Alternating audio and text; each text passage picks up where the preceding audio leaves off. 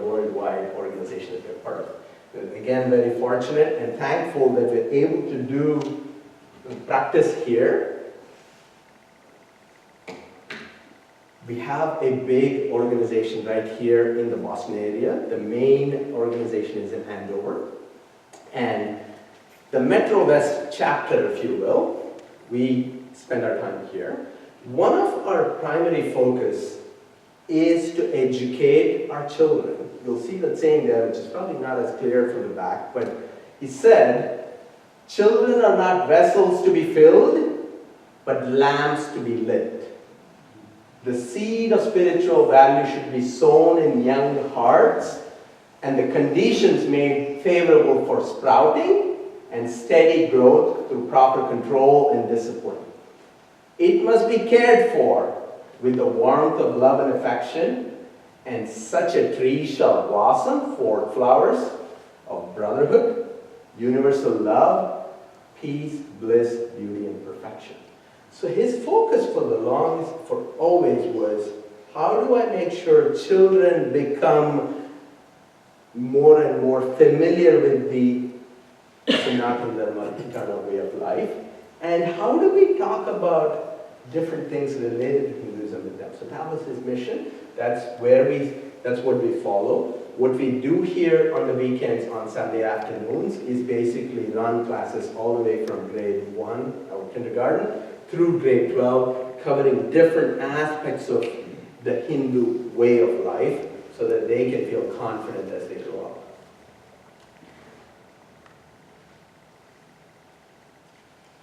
Okay, so I'm going to turn it over to my co-practitioner here, Anita. Just to bring us back here, we talked a little bit about origins of Hinduism, which we can't really date.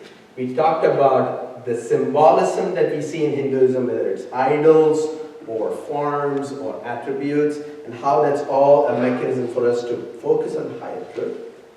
Anita is going to take us through what is that higher truth.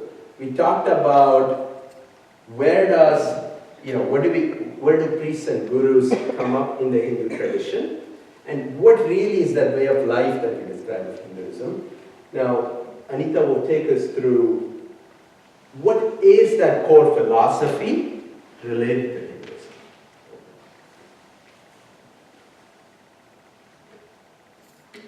Can you all hear me well?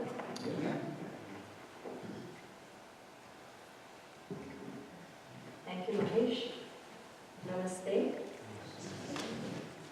Thank you all for taking your time on this Saturday evening and joining us in this journey of Introduction to Hinduism. Without further ado, let's continue this journey. Core philosophies. I don't want to scare you like saying philosophies, so let's try to simplify it. For scriptures, we believe in the concept of universal truth. Now, what is this universal truth? It's one truth, oneness of everything.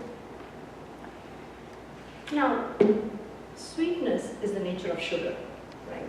So this universal truth should also have a nature. What is the nature of this universal truth? It comprises of 3 attributes. There is the existence attribute, the consciousness attribute, and the blissful nature of this attribute, blissful attribute. Now let's see one by one. Existence, the eternal existence, the immortal nature of this universal truth. And the consciousness is the awareness of its existence. Blissful nature, eternal bliss. That's the nature of this universal truth. Having said that, now let's see. A part of this universal truth, right? A part of this universal truth is in all beings. What does that really mean? So that essence, that part of the universal truth is in each and every one of us. Yes, in you and in me. So if that universal truth, a part of that universal truth is in you and in me, shouldn't our real nature also be related to the attributes of that universal truth? which is existence, consciousness, and blissful nature, right? The true nature of that part of that universal truth in us, that is the true nature. Instead, we identify ourselves with this body, this finite form, this mortal form. And we seek happiness outside, in all the worldly pleasures, triggered by our desires, not knowing that we have this true nature of eternal bliss in us. So just conceptualize that. Considering that we are identifying ourselves with this body and infinite form and are dwelling, like making sure that, oh, wait a minute, I'm seeking some happiness outside, we get into a cycle the other way. Please bear with me. I'm just trying to.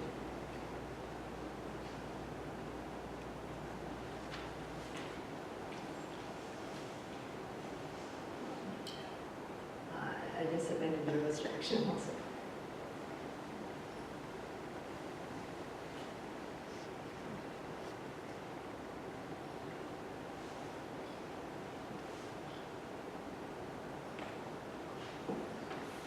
So let me get that back. Sorry about this inconvenience. So we identify ourselves with this body and are seeking happiness and this worldly desires. And as a result of this, it leads us into a cycle of birth and death. And we believe in the concept of reincarnation, being born again and again until we reach salvation. Take that as freedom. Now, considering we believe in the concept of reincarnation where we are born again and again, over these various births and in our current birth, we do several actions and deeds. And those several actions and deeds are triggered by our everlasting desires, right? Seeking happiness. And what happens as a result of that actions and deeds, we slowly start accumulating over the various births and also in this current birth, that we accumulate a baggage called karma. That is what we refer to as karma. Now, as far as we have this baggage called karma clinging to us, we are constantly going to be stuck in this cycle of birth and death, being born again and again. Now, what form? Which form of the body we are going to take in every birth, be it human form, be it a bird, be it an animal, whatever it is going to be dependent, is based off of what is your baggage. You own the baggage, right? Based on the baggage is what you're going to get the form. Now that baggage, you could think. So let me also mention this. We need recognizing, right? We need to recognize that part of that universal truth is in each and every one of us. And recognize our true nature. And engage in more selfless deeds. When we engage in more selfless deeds and have an ultimate devotion and faith in that universal truth, we start reducing that baggage. As we reduce the baggage, we eventually, of course everybody wants to eventually evolve into attaining that freedom or salvation and breaking out of the cycle of birth and death. That knowledge, that's the ultimate goal of a person practicing Hinduism. To be aware of that knowledge, that part of that universal truth is in each and every one of us. And what is our true nature, and what should you be doing, and how should you lead a righteous way of life with engaging in all these selfless deeds and having ultimate devotion and faith in that universal truth to break out of the cycle of birth and death and attain salvation. That self-realization is what is the ultimate goal of a person practicing Hinduism.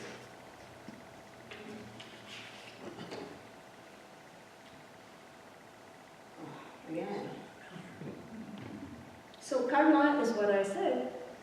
What you put out will come back to you in unexpected ways.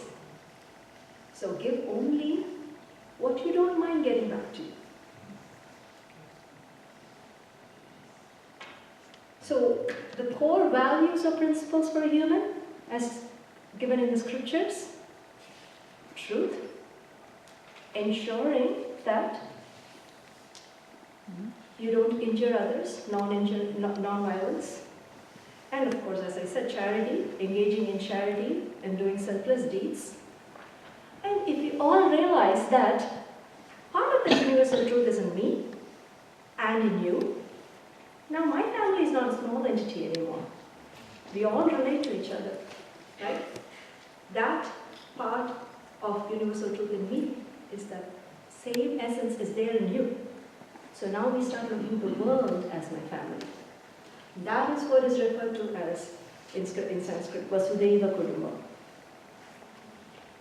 Okay, let's see if I do this right this time. No. I was just trying to test.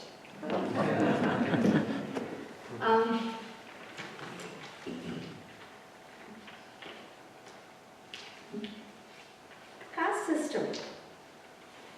This is one thing, if you see, is sometimes misinterpreted, and it's actually sometimes seen as an inaccurate manifestation of Hinduism.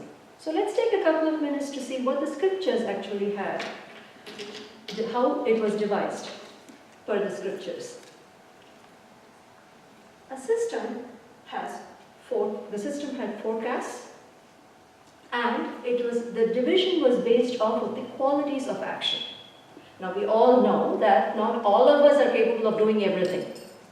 Each one of us has our own talents and capabilities, and based off of that we do certain actions much better, and we succeed at doing it than some other actions. Now if that is the case, that is the classification. So the classification was based off of this concept. What is each one's capability? And that's how we have to assign the action to them. So the classification is actually based on each person's capability to do an action, and it's not based off of one's birth. So let's take an example of a corporate world, right? Just a company. And now we get to work, so we always have we have our own designated titles, and that's the actions we are going to perform. So they are CEOs, CFOs, so they are people who are thinkers, who devise the roadmap. They know how to take the company, how they want to see the company down the road, right? So they are the visionaries. And then they are the execution people. They devise the plan and make sure that that roadmap is executed based off of the plan.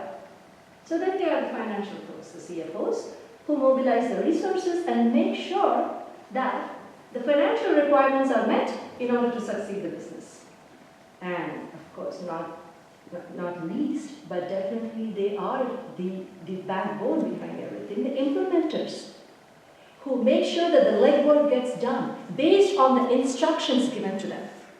Now, this is exactly how, if you want to see a society, in order to run smoothly and thrive, we need to have some classification like this. So this is the basis how the caste system was put in place, dividing it into 4 categories. The thinkers, who are capable of thinking and planning and making sure how things have to be. They are the policymakers. And then you have the administrators, who actually execute the plan. And traders, who actually mobilize the resources, and they succeed in doing trade, business. And then, of course, they are the implementers, who are people who do the legwork and get work done based off of the instructions given to them. Like I mentioned, caste system is based off, this is how the caste system was devised for scriptures. Based off of a person's capability to do an action and not based off a person's birth.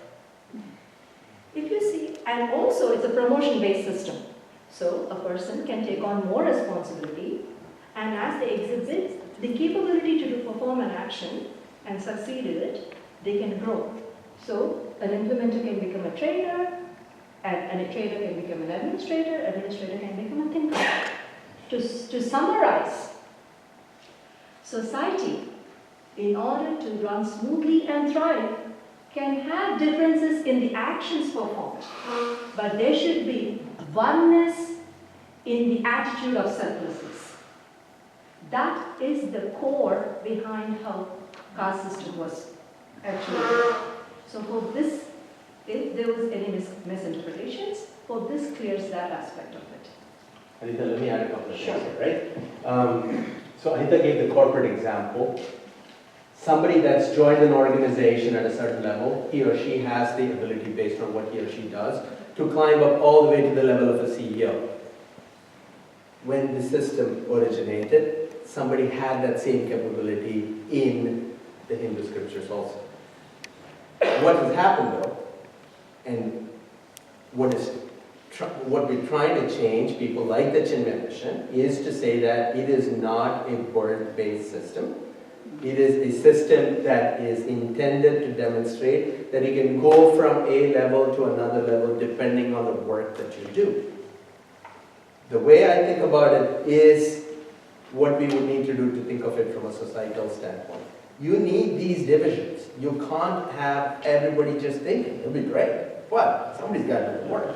You know? And so very similarly, that was kind of the origin of how the system happened.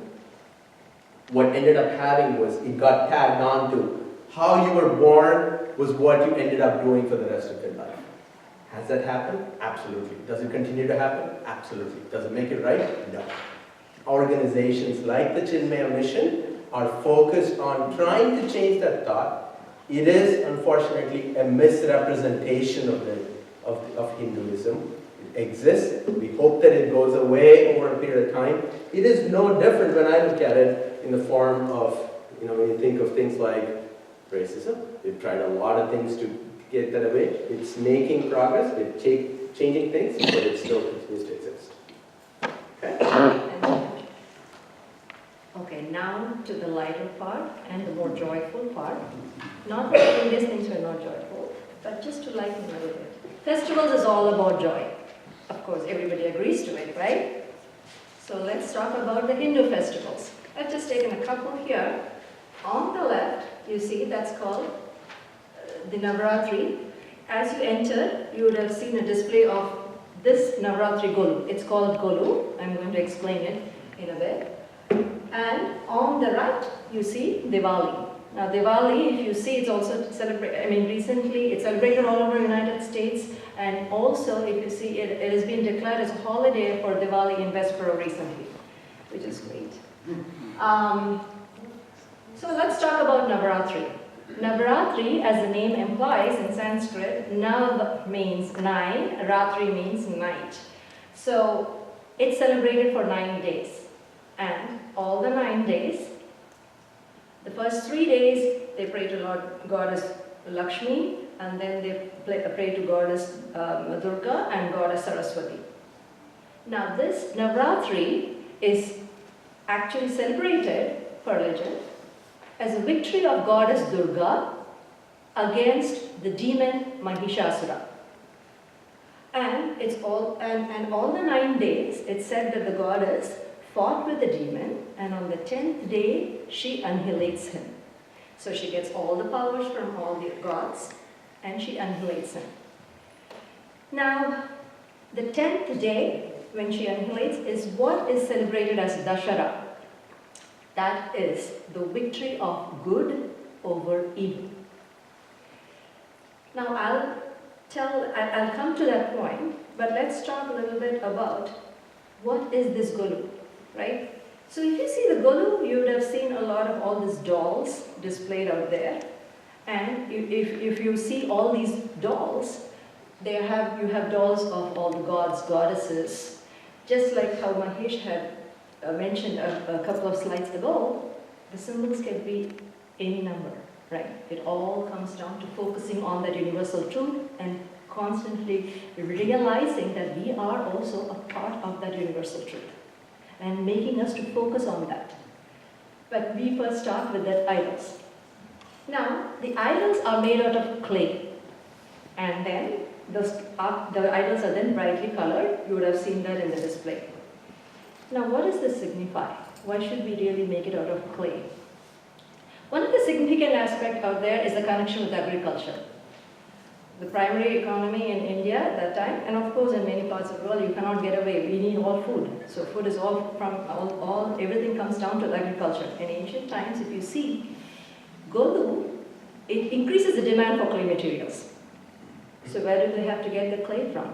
They have to desilt the irrigation canals. And what is that going to help? That's going to help agriculture, right? So if you want to see that, that's another significance behind using the clay for making the idols.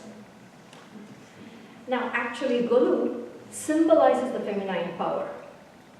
It symbolizes the concept that all the creation, all the beings on earth have a single creator, have only one creator. That's what it symbolizes. And let's come to what are the fun things we all do and how do we celebrate Navaratri. Navaratri, it's celebrated of 9 days, and all these 9 days, communities get together and we perform dances. There are 2 types of dances, and that's in some states. Of course, now it's very prevalent in many parts of India, and it happens here too. During Navaratri, you will see that we do have all these communities getting together and doing those dances. There are 2 types of dances. One is called Garba, where we have a lamp lit and idols of gods and goddesses kept there, and people in circles dance around it. And that's a way of offering the prayer. Next is Dandiya Ras. Dandiya Ras, it's celebrated by doing dances with sticks, and it's actually used for symbolizing how the goddess had fought with the demon. And Dashara is also celebrated as a victory of Lord Rama over the demon Ravana.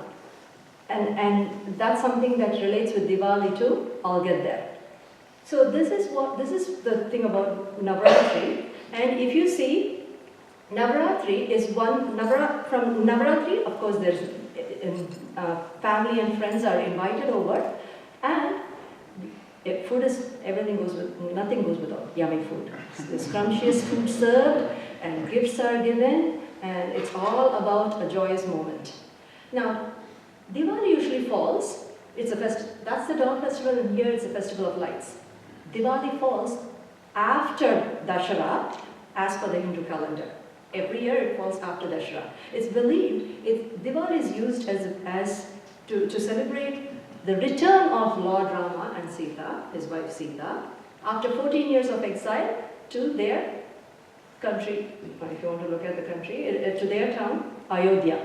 Now, the kingdom of Ayodhya, people had lit oil lamps called diyas to welcome the Lord and his wife. Even today, if you see in Diwali, oil lamps called diyas are lit everywhere, and this is to welcome the gods. Diwali also, every time it's always food and sweets, and so if you see, these are the food that's been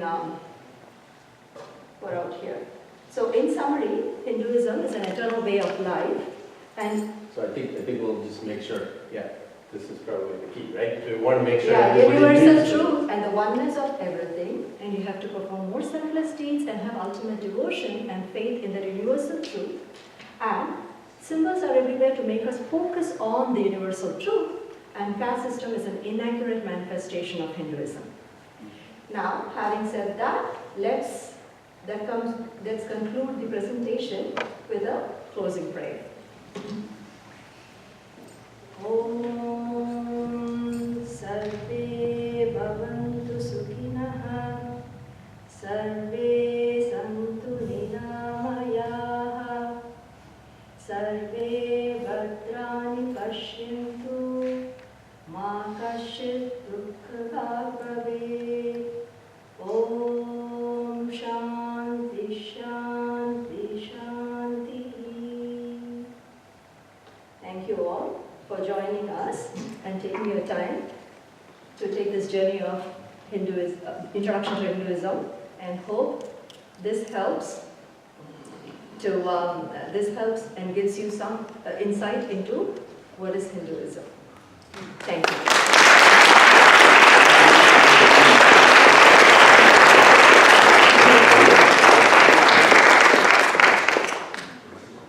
Just in case.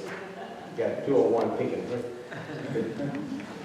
Sorry, we didn't have, I guess, not much time for questions, or no time for questions. But there are members of Chinmaya Mission here. Could you just raise your hands if you're part of the Chinmaya community all around the back as you make your way to the next part of the program and throughout the evening, please ask questions where the displays are in the hallway and during the time we have gathering some food because we can maybe get some of those questions answered informally through those interactions.